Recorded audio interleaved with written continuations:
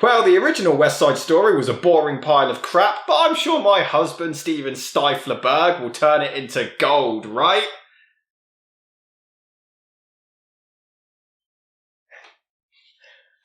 Right, Steve? Steve! You should know better! Plans to remake West Side Story actually started in 1996 when Disney planned a new adaptation set in the 90s, with Bernardo Bertolucci to direct, but these plans never came to fruition. It then fell to none other than good old Spielwise Steve G himself, who began planning his own version in 2014 as he had been a huge fan of the original musical, it being the first piece of popular music he'd been allowed to listen to as a child. Well, that explains the childhood trauma. Me too. He brought in Tony Kushner to write the script, having worked with him previously on Munich and Lincoln, and hired Justin Peck to choreograph the dance numbers. Peck was aware that the original film had been met with some mild ridicule for depicting gang warfare with ballet movements, and so he pushed Spielberg to make the film more gritty and grounded in reality while still keeping the feel of a musical. I think the best way to think about that is, it's a kind of language meant to symbolise the power in numbers, the bond, the unifying gravity that exists between the jets. We have to remember that it is still a musical and that there's a unique kind of expression that exists in it. This isn't full-blown realism, literal realism. Huh. Yet they still attempt to resolve issues with dance. Way to lie to us! Promise me you will. For the role of Tony, the choice came down to either Ansel Elgort or Mike Feist. Elgort got the role, but Feist so impressed Spielberg and the casting directors that he was given the part of Riff instead. Ironically, this is exactly what happened with Russ Tamblyn when he auditioned for the original movie. What's that mean? For the role of Maria, a casting call was put out in which over 30,000 actresses auditioned, until the role was won over by Shazam 2's own Rachel Zegler, who was only 18 at the time and still in high school and had never acted in a feature film before. Spielberg saw her audition tape and was so blown away that he called it the greatest Maria performance he had ever seen. Am I right? In fact, in a change from most movie musicals, the vast majority of the cast consisted of lesser known actors who all came out of Broadway theatre. Spielberg also insisted that only Latino actors should be cast as the Puerto Rican characters, rather than resorting to brownface as in the original film. Good call. Jesus wept. He also managed to convince Rita Moreno, who played Anita in the original, to come back as a new character called Valentina, who replaced the character of Doc from the old movie. Oh, why not? Filming began in Harlem in July 2019 and lasted 79 days. Like the original, a number of changes were made to the musical, mostly by expanding the characters' backstories, such as Tony being released from prison right at the start of the story, Bernardo wanting to be a prize fighter, and the character of Anybody's being explicitly transgender, which was only implied previously. Spielberg also claimed that the only CGI used in the movie is the restoring of the streets to 1957 conditions. Everything else, including the complex dance numbers, were achieved practically. West Side Story was originally set for release on December the 18th, 2020. Nearly went a Christmas there without a movie from Spielberg. Thank you, Jesus. Thank you, right on cue. But due to the COVID-19 pandemic, it was pushed back to the following year on December the 10th, but it flopped hard, only making $76 million against a budget of $100 million. Although it may have been because they released it just a week before No Way Home. Smart move, guys! You're crazy. I can't talk to you anymore. However, the movie still managed to earn widespread critical acclaim, being regarded as one of the best films of the year, and many even called it an improvement to the original. Quentin Tarantino in particular was a huge fan, saying Spielberg's West Side Story both provided a true cinematic spectacle, the kind that I'd almost thought that I wasn't going to see anymore. It was fantastic. It was the best movie of 2021. It should have won the Oscar, and the guy who played Riff should have won the Oscar. It was beyond the beyond.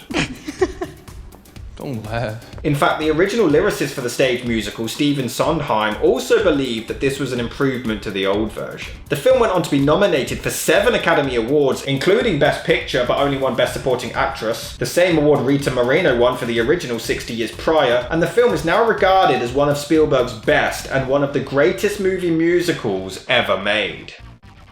Really?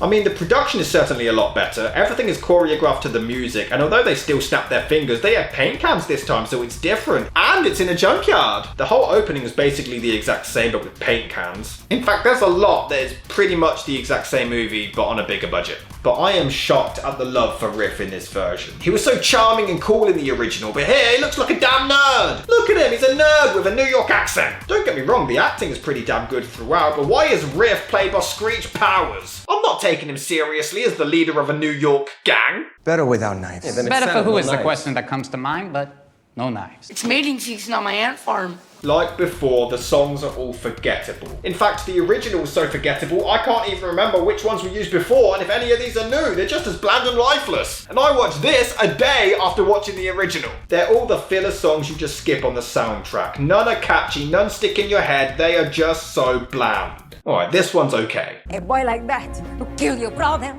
Forget that boy and find another. Although some parts are new. For instance, I Feel Pretty takes place much later than it does in the original film, after the rumble instead of before as it does in the stage version. Spielberg did this in order to increase the dramatic irony of Maria singing happily whilst Tony was embroiled in death and sadness. The characters still try to be smartasses, but like before, even though the dialogue's new, it's still not funny. How tall did you used to be before you shrank?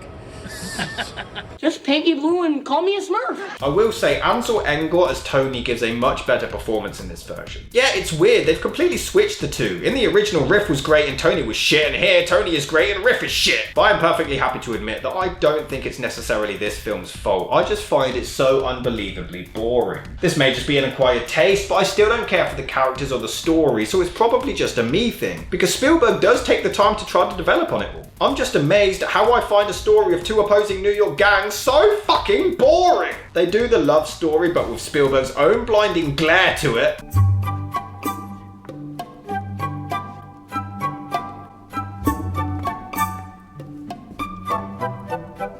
And the actors certainly have a lot better chemistry together in this version. They do work well together despite having known each other only for around 30 seconds. Hey, it really is Romeo and Juliet. And props for filming on the set of Rear Window, fair play! The couple are really cute together, so the movie does have some stuff going for it. They do focus a lot more on the Puerto Rican prejudice, and they do get a funny line. And if you think that I'm going back home to Puerto Rico with 6 kids that I put to bed hungry every night, amor de mi vida, you are dreaming. In Puerto Rico, our kids won't get fat like the kids in New York. Or two. What's forever? Like, I want to be with you forever. You don't want to start maybe with I'd like to take you out to coffee?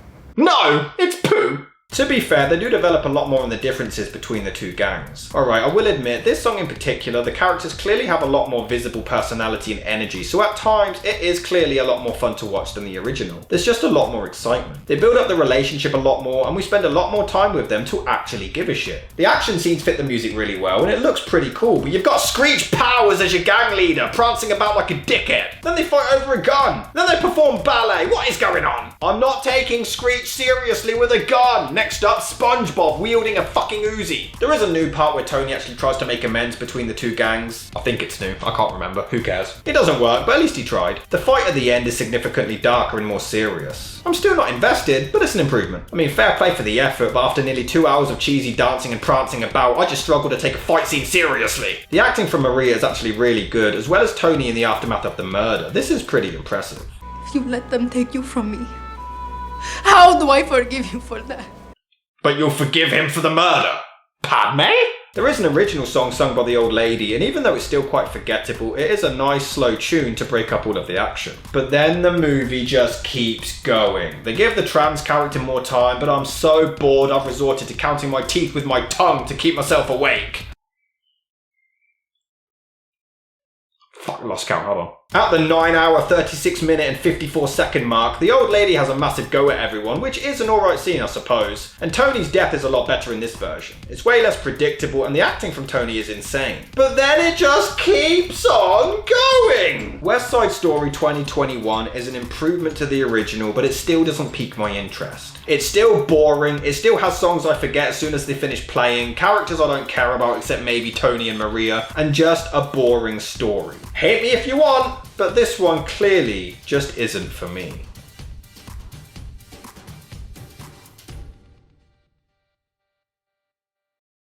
One to go. Are we gonna go out on a high note? Boom, boom, boom.